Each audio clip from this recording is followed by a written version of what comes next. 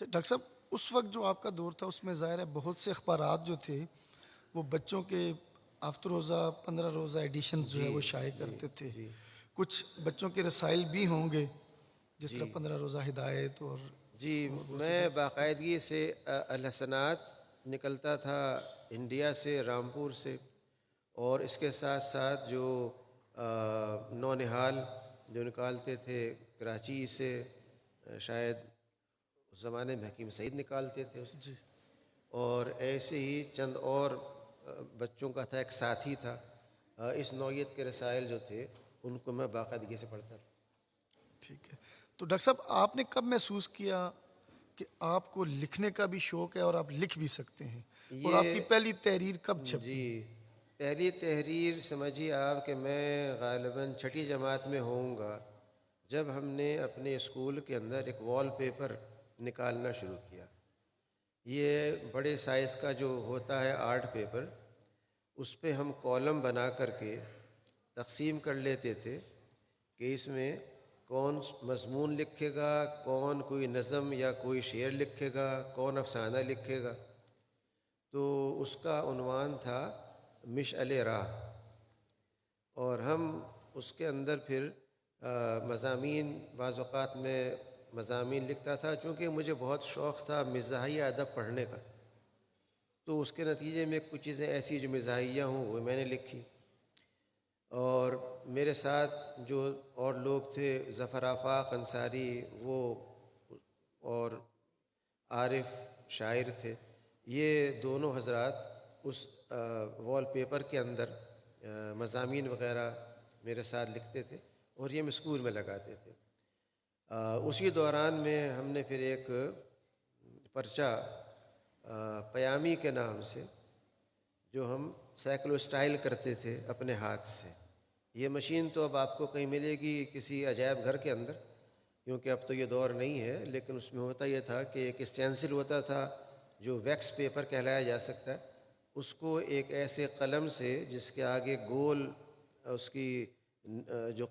Nib تھی وہ گول تھی تاکہ وہ اس سے لکھا جا سکے. تو اس کو جو آپ لکھتے تھے وہ الفاظ کٹ جاتے تھے ویکس کے، اور پھر اس کو مشین پہ لگا کر کے گھما کر کے جب چلاتے تھے تو انک کے ذریعے وہ پرنٹ نکل آتے تھے. تو یہ ایک ہم خود نکالتے تھے اپنے ہاتھ سے، اس کو بنا کر کے تقسیم کرتے تھے. پھر بعد میں وہ چھپنا بھی شروع ہو گیا. تو یعنی یہ کوئی چھٹی جماعت سے ہی یہ سلسلہ شروع ہو گیا تحریر.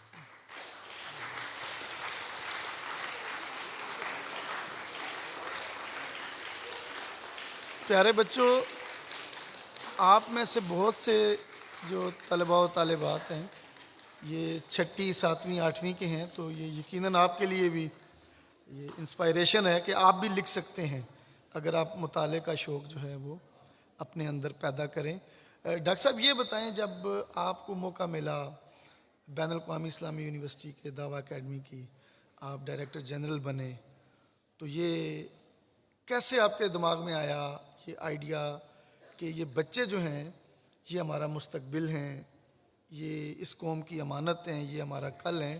تو ان کی تربیت کے لیے بھی ایک باقاعدہ شعبہ ہونا چاہیے، اور پاکستان میں وہ اپنی نوعیت کا پہلا شعبہ تھا، شعبہ بچوں کا ادب. اور آج اس کے سربراہ جو تھے پہلے وہ ڈاکٹر افتخار کھوکھر صاحب بھی موجود ہیں. تو میں اس حوالے سے ذرا، تاکہ بچوں کو ذرا وہ بھی پتہ چلے. دراصل دعویٰ اکیڈمی کا تصور پاکستان میں آنے کے بعد میں نے بہت سوچنے کے بعد ڈیولپ کیا. میں نے زیادہ وقت گزارا ہے امریکہ میں تعلیم حاصل کرنے کے بعد تدریس کے اندر، اور کوئی 10-12 سال میں وہاں مختلف جامعات میں پڑھاتا رہا. حتیٰ کہ اسلام آباد میں ایک کانفرنس تھی 1980 میں، اس میں میرا ایک مقالہ تھا، 2 مقالے تھے. اس دوران میری ملاقات ہوئی ایک ابروئی صاحب مرحوم سے جو بڑے مشہور قانون دان تھے، اور وہ اسلامی یونیورسٹی کے بانی ریکٹر تھے. تو انہوں نے اس خواہش کا اظہار کیا کہ میں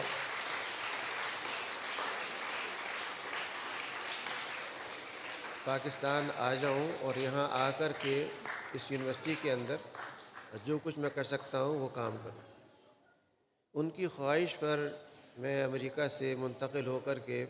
اسلام آباد آ گیا، اور یہاں پر ہم نے اسلامک یونیورسٹی کی تعمیر شروع کی اس لحاظ سے کہ میں اس کا پہلا ڈین تھا اور پہلا وائس پریزیڈنٹ تھا اسلامک یونیورسٹی کا، اور اس میں ہم نے بہت سے پروگرام شروع کیے۔ اس دوران میں نے یہ سوچا کہ جو کچھ میں نے امریکہ میں سیکھا ہے اس کا استعمال یہاں پہ کیا ہو سکتا ہے۔ جو چیز میں نے ایک سیکھی وہ یہ تھی کہ جن جامعات میں نے پڑھایا ان یونیورسٹیز کے اندر ایک شعبہ ہوتا تھا جسے کہتے ہیں کنٹینیوئنگ ایجوکیشن، اور اس کا مطلب یہ تھا کہ وہ لوگ جو یونیورسٹی سے فارغ ہو چکے ہیں یا وہ لوگ جو مختلف شعبوں میں کام کر رہے ہیں، کوئی انجینئر ہے، کوئی میڈیکل ڈاکٹر ہے، کوئی کاروبار کر رہا ہے، لیکن وہ چاہتا ہے کہ اس کاروبار میں رہتے ہوئے وہ کوئی علم میں اضافہ کرے، تو یونیورسٹیز کا یہ شعبہ ہے کنٹینیوئنگ ایجوکیشن کا، وہ آفر کرتا ہے شارٹ ٹرم پروگرامز، 1 ماہ کا، 2 ماہ کا، 3 ماہ کا ایک کورس۔ یہ چیز میرے ذہن میں تھی، اس کو ذہن میں رکھتے میں نے یہ نقشہ بنایا، اور وہ باقاعدہ تحریر شکل میں بنایا کہ ایک ادارہ دعویٰ اکیڈمی کے نام سے قائم کیا جائے، اور دعویٰ کا مطلب تھا کمیونیکیشن۔ دعویٰ کا مطلب یہ نہیں تھا کہ لوگوں کو بتائیں کہ نواقص وضو کیا ہیں، نماز میں کیسے خشیت پیدا ہو، جماعت سیدھی کیسے کی جائے، یہ مراد نہیں تھی، بلکہ مراد یہ تھی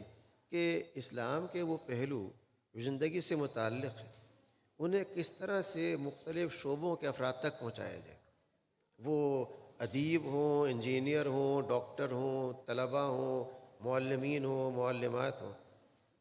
تو اس غرض سے ہم نے ہر طبقے افراد کے لیے ایک پلان تیار کیا جو تحریر شکل میں تھا، اور اس میں ایک شعبہ رکھا کہ ایک شعبہ بچوں کے ادب کا بھی ہونا چاہیے، جس سے مراد یہ تھی کہ بچوں کے لیے وہ تحریریں جو ان کے اندر اعتماد، ان میں مستقبل کی تعمیر کی خواہش، ان کے اندر پاکستان سے وابستگی، ان کے اندر ایک تحریکیت یعنی ڈائنامزم ہو، وہ محض ایک میکینیکل لائف نہ ہو بلکہ ان کی زندگی کے اندر سماویت ہو، ڈائنامزم ہو۔ یہ چیزیں ہیں جو بچوں میں ہونی چاہیے، اور لازمی طور پہ اس کے لیے اگر کوئی جذبہ کہیں سے مل سکتا ہے تو ہماری اپنی روایات ہیں۔ چنانچہ ہم نے یہ کیا کہ اس شعبے کے ذریعے افتخار کھوکر صاحب کو مدعو کیا، انہیں اس کا شعبے کا انچارج بنایا۔ یہ بات ہے سن 1984-85 کی غالباً۔ تو اور اس شعبے کے ذریعے ہم نے یہ کیا کہ کچھ موضوعات کے اوپر اخبارات میں اشتہار دے کر کے دعوت دی کہ جو لوگ بھی لکھنے والے ہیں ان موضوعات پہ وہ کہانیاں، مضامین لکھیں۔ چنانچہ کہانیوں کے بھی مقابلے، مضامین کے بھی مقابلے، اور ان میں سے ہم نے منتخب کر کے چیزوں کو تباہ کیا۔ اس کے ساتھ یہ کیا کہ جو لوگ لکھنے والے تھے ان کے لیے ٹریننگ پروگرامز کیے جائیں۔ چنانچہ ہم نے کوشش کی کہ ملک سے وہ افراد جو بچوں کے ادب کے تخلیق کرنے والے تھے، ان میں سے بہت سے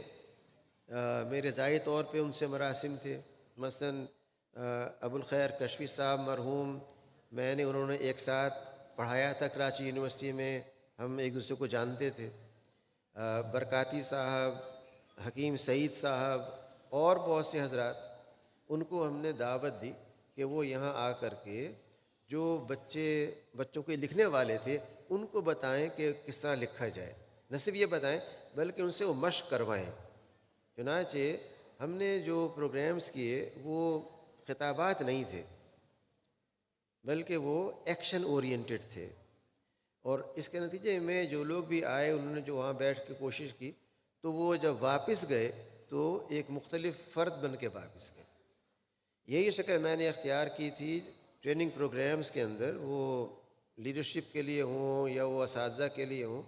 کہ ان کو ہینڈز آن ٹریننگ دی جائے بجائے خطابات کرنے کا۔ اگر ہم یہ کہتے ہیں کہ لیڈرشپ کیا ہوتی ہے، اس پہ ایک خطاب ہو سکتا ہے، لیکن اگر ہم یہ کہتے ہیں کہ یہ جو 15 افراد ہیں ان کو یہاں سے جانا ہے اس نالے کو پار کر کے دوسری طرف، اور آپ ذمہ دار ہیں ان کو لے کے جانے کے لیے۔ تو اب یہ اس شخص کی ذمہ داری ہے کہ بطور لیڈر کے سوچے کس طرح سے ان کی ٹانگیں توڑے بغیر وہاں لے جاؤں، ان کی ڈوبے بغیر لے جاؤں، ان میں سے کوئی کم نہ ہو جائے۔ یعنی لیڈرشپ کا مطلب یہ نہیں ہے کہ آپ تقریر تو کر دیں کہ وہ ایسا ہونا چاہیے اور وہ کرنا نہ جانتا ہوں۔ تو یہ یعنی پوری اکیڈمی کا کانسیپٹ ذہن میں میرے یہ تھا کہ یہ وہ ادارہ نہ ہو جو عام طور پہ ہوتے ہیں، وہاں تقاریر ہوتی ہیں لیکن کوئی ایکچول ایکسپیرئنس نہیں ہوتا۔ تو اور یہی شکل ہمارے بچوں کے ادب کے شعبے کی تھی، اور الحمدللہ ہم نے کوئی 250-300 کتابیں کہانیوں کی، مضامین کی، خود کھوکر صاحب کی کوئی 70-80 تصنیفات اس زمانے میں آئیں۔ تو اکیڈمی نے جو چیزیں پروڈیوس کی الحمدللہ وہ بچوں کے ادب کے لیے ایک بنیاد اس سے فراہم ہو۔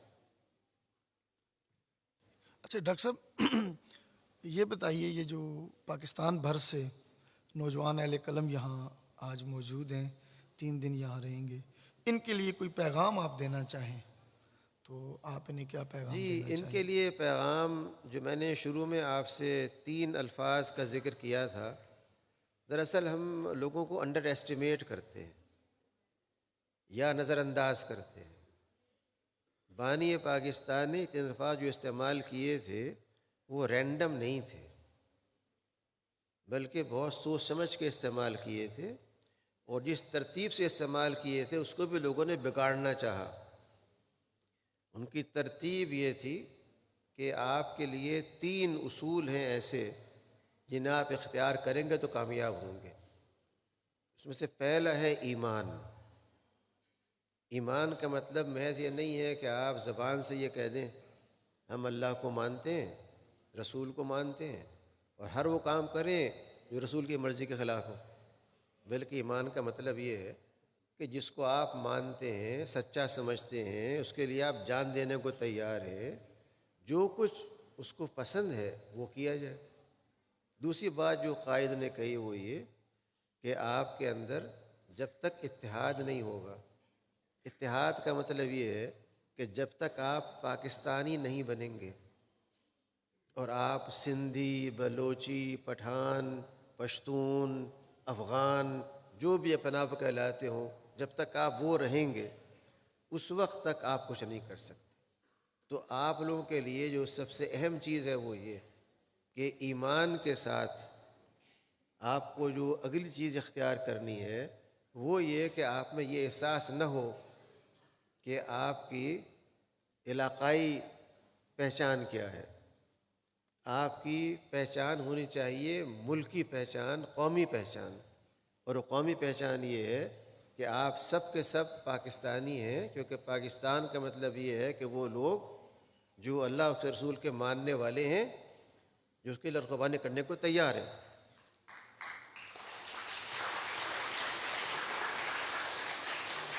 اور تیسری چیز جو قائد نے آپ کو سمجھانا چاہیے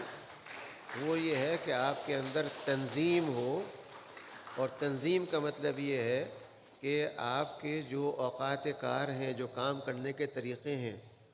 ان کے اندر ایک نظم پایا جائے، جسے آپ کہتے ہیں time management, resource management, space management. یہ وہ سب چیزیں ہیں جو ایک لفظ کے اندر موجود ہیں۔ تنظیم کا مطلب یہ ہے کہ ان سب چیزوں کی تنظیم، ان سب کو منظم طور پہ انجام دینا، بے ہنگم نہیں بلکہ رابطے کے ساتھ۔ تو یہ اگر ان 3 چیزوں کو آپ سمجھ کر کے اختیار کریں گے تو مجھے یقین ہے کہ آپ میں سے ہر ایک قوم کا رہبر رہنما بن سکتا ہے۔